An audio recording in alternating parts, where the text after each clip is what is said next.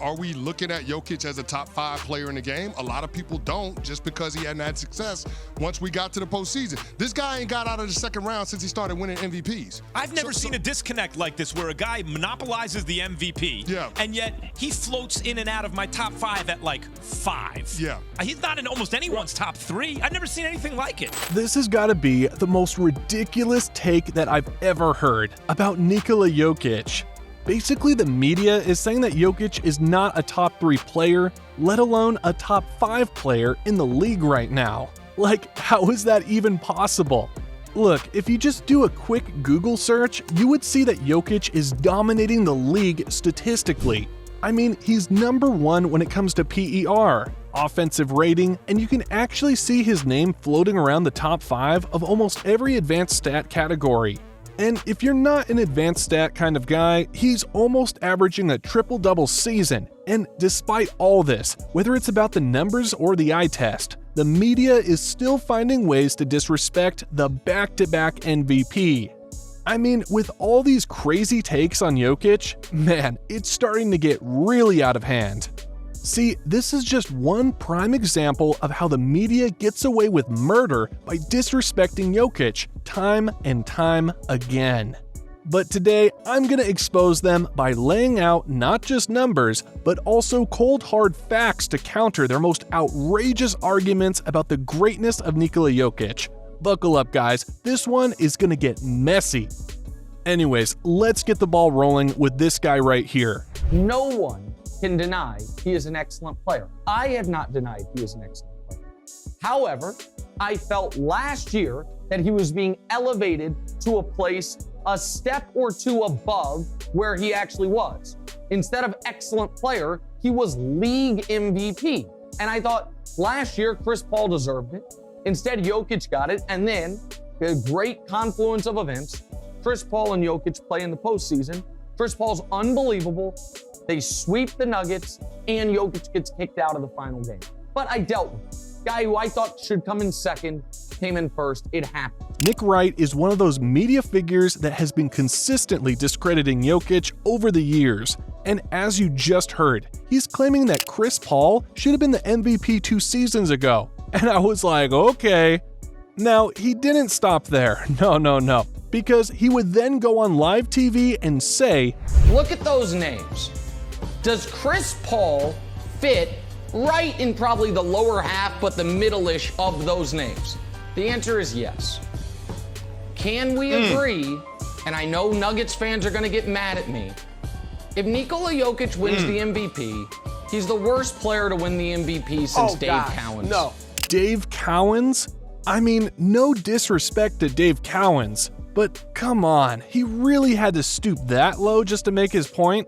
But thankfully, his co-anchor Chris Broussard was having none of that, and he just blasted him. I'm not taking anything away from Chris Paul. He's been great. But to say he deserves it over Jokic is lunacy. Lunacy, I tell you. See, right before Nick fired his shots, there was a graphic presented to him comparing CP3 and the Joker, and as you can see, aside from the 0.4 difference in assists, Jokic is clearly better overall than CP3, and yet he still goes on and utters nonsense. Now, in the earlier clip, Nick also said that Chris Paul should have been the MVP because they swept Jokic in the 2021 playoffs. While this was true, let's look at the matchups and roster of both teams in that series. For the Suns, CP3 really did play well in that series, averaging a double-double in points and assists. I mean, I can give credit where credit is due, but I think the main difference here is the supporting cast. See, CP3 had another scorer in Devin Booker, who averaged 25.3 points. He also had the best wing defender in the league at that time, which was Mikal Bridges, and he had DeAndre Ayton, who was, by the way, also averaging a double-double in points and rebounds that series. Now, if we're going to go to the other side and look at the Nuggets, you can see that although Jokic played really well, he barely had any support compared to CP3. I mean, the second best player after him was not even MPJ. Jamal Murray was out, and then there's Aaron Gordon averaging just 9 points across 4 games. Sure, the Suns swept them clean, but it doesn't make CP3 a better player individually than Jokic, because the Nuggets were clearly undermanned in this matchup. Anyways, Nick's hate tour of Jokic didn't end there, cause last year he went back at it again. And then there's the Jokic problem. Guys, I do not hate Nikola Jokic. I have him on the same tier as Kawhi, Ja, and my own son.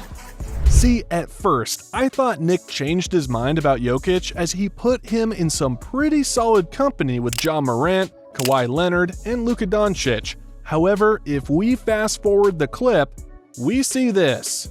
So in Nick's player pyramid, Jokic, along with the rest of the guys earlier, were actually just at the bottom of the rankings. And according to Nick, Jokic was just like the 8th best player in the league last season, behind players like Giannis, LeBron, KD, Embiid, Steph, and his boy CP3. I mean, the moment I saw this, I was like... If we look back, here were the leading candidates for MVP last season. And based on this graphic, I have no clue where Nick got the idea that CP3 was the 7th best player in the league. And what's even more ridiculous is that he's placing him above Jokic once again. But as you can see, the numbers just don't add up for what he's trying to prove. Anyways, since the Suns haven't been as good as last year during the regular season, Nick has kinda pulled the brakes with CP3 for now. But despite this, his narrative about Jokic hasn't changed at all. And then there's an all-star draft with LeBron and Durant, who obviously would take themselves 1 and 2, and then of the remaining guys, he goes 7th, which really means 9th. And then there's an all-star game, and people want to win, and they care about the ending. And Jokic doesn't start the 4th quarter. But then he'll come in when there's a substitution. No, Giannis comes in. Okay, wait, there's another substitution. No, DeMar DeRozan comes in. Well, the other team was playing small. No. The other team was playing Joel Embiid the whole 4th quarter. And your team, Monty Williams, coach of the year, goes centerless rather than play Jokic. And I'm the hater.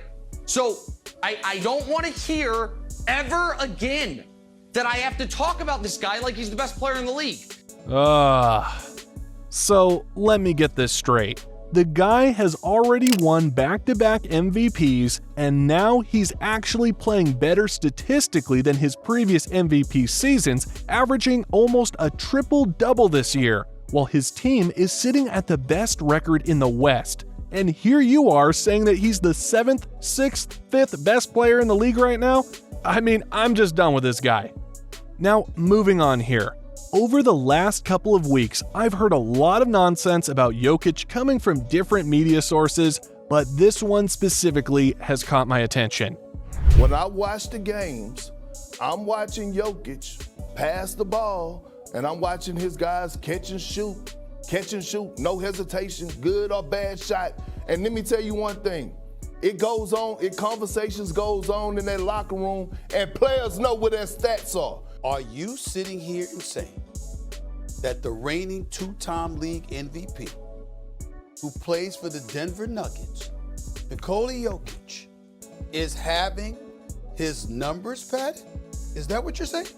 You heard what the hell I said. I said he had 8 games where he had single-digit shot attempts. And for a while, it was 9.5 assists he was averaging, 9.8. And all of a sudden, I saw those shot attempts and his points go down, and I started to see his assists go up. I mean, I'm not saying that there's no stat padding going on in the NBA, but the saying that Nikola Jokic has been stat padding all year long to boost his numbers so he can get his 3rd MVP is just absolutely ridiculous. Jokic has always been the all-around guy, as well as the overall leader for the Nuggets, and with that said, he's got a lot on his plate, such as facilitating, rebounding, and scoring, and of course, his numbers are gonna blow up since he's doing a lot of these things all the time. And another reason why Perk is so wrong with this take is that Jokic has been stuffing the stat sheet in the flow of their offense. See, stat padding is like intentionally missing a rebound or scoring when the game is already decided just to boost your numbers. But whenever I watch a Nuggets game, I don't see Jokic forcefully kicking out the ball even though he's wide open just to score an assist. or doing something weird like intentionally missing a point-blank range shot just to get an extra rebound. I mean, everything that Jokic does is in the flow of their offense and within his MO, so I don't really get where Perkins is coming from.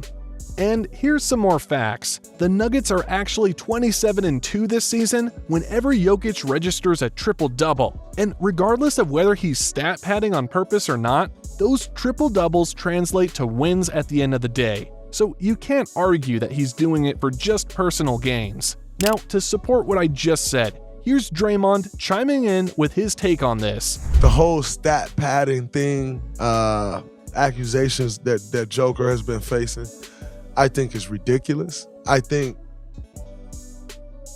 if you were going to make those about Joker, you had to make those about Russ when Russ was averaging triple-double after triple-double after triple-double. And quite frankly, even if you were going to make those about Russ, I quite frankly don't care, because you know how good you have to be to stat pad and get a triple-double? Like, you still have to be very good to stat pad and get a triple-double. So, like, this whole narrative of like, oh, these guys are stat padding this. Like, if you stat pad it, you still wouldn't get a triple-double. It's not easy to get a triple-double. Stat pad or not. You got to be very, very, very good to stat pad and get a triple-double. And most importantly, win. You can't win like 29 games in a row or 30 games in a row. Again, I didn't check the stats because, quite frankly, I don't care. But you can't win that many games in a row getting a triple-double and only be padding your stats. Like, Jokic, on the other hand, didn't really care about Perkins' take on him, and when reporters asked him about this, he just trolled them and said, Nikola, what does 100 triple-doubles mean to you? I mean, when you stat padding, it's easy, you know, so. You heard that, right? You heard the stat padding stuff out there. Yes, of course. I mean, it's true. What's your reaction to it? It's true. Anyways, aside from his stat padding argument, Perkins pushes his take even further by saying this. We don't know, but we do know this. Since you do want to bring it up, we do know this, that when it comes to MVP voting, 80% of the voters are white American.